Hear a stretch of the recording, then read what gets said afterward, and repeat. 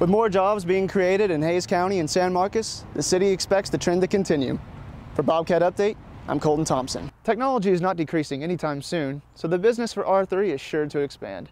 For Bobcat Update, I'm Colton Thompson. Senator Ted Cruz of Texas says he and his family are signing up for Obamacare. Cruz has been a strong advocate for repealing the federal law, also known as the Affordable Care Act.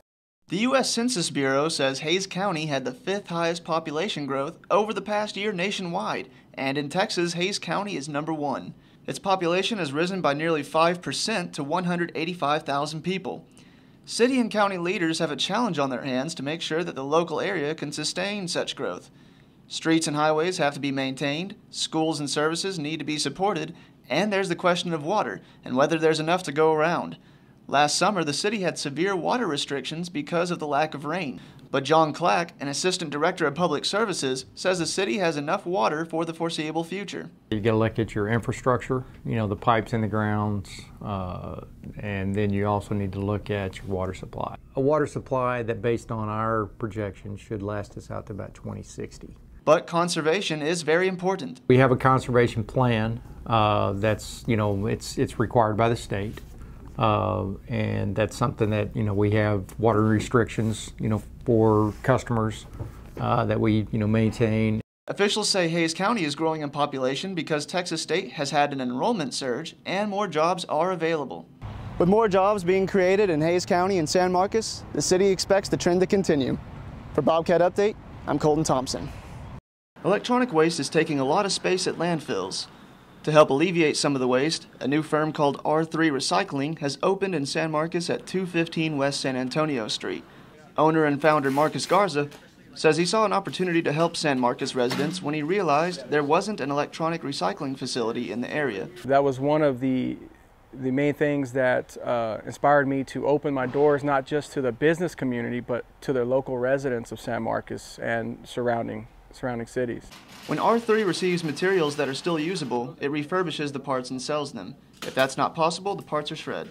Residents are welcome to drop off their unwanted electronics at no cost. It's Monday through Friday. We're open 9 to 5.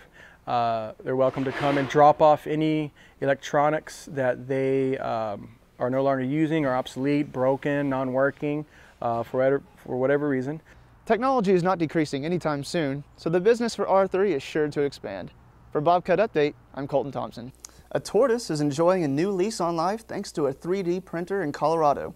Cleopatra arrived at Canyon Critter Reptile Rescue with a damaged shell. The damage left her prone to infection, but the rescue center's owner teamed with a local university to create a prosthetic shell using a 3D printer. The red 3D printed shell is attached using Velcro and will allow Cleopatra to live a normal life. The tortoise is expected to live until she's 80 and will likely need new prosthetic shells as she continues to grow. Bobcats can help save lives this week if they're willing to join the bone marrow donor registry. Several booths have been set up on campus this week by an organization called Be the Match. Students are encouraged to fill out paperwork and offer DNA samples to be used for finding a match. Bobcats who are unable to make it to a booth have the option to register online at join.marrow.org, where they can fill out the paperwork electronically. Oral swabs can be sent by surface mail. 21 Bobcat donors have saved lives using the Be the Match registry since 2008. Austin police are cracking down on texting and driving, resulting in nearly 1,000 citations already being issued this year. Officers wrote a total of 554 citations to drivers violating the new law in February, averaging 20 citations a day. Although the number of tickets issued in March dropped to 423, this still topped the number of citations issued for texting and driving in all of 2013. There's a good chance it's going to continue into the next couple hours, but once we head into tonight, it looks like it's going to die down, but current temperature in San Marcos is 79 degrees, pretty hot and humid out there on this rainy day. But as we look at the whole state of Texas, pretty consistent throughout the state.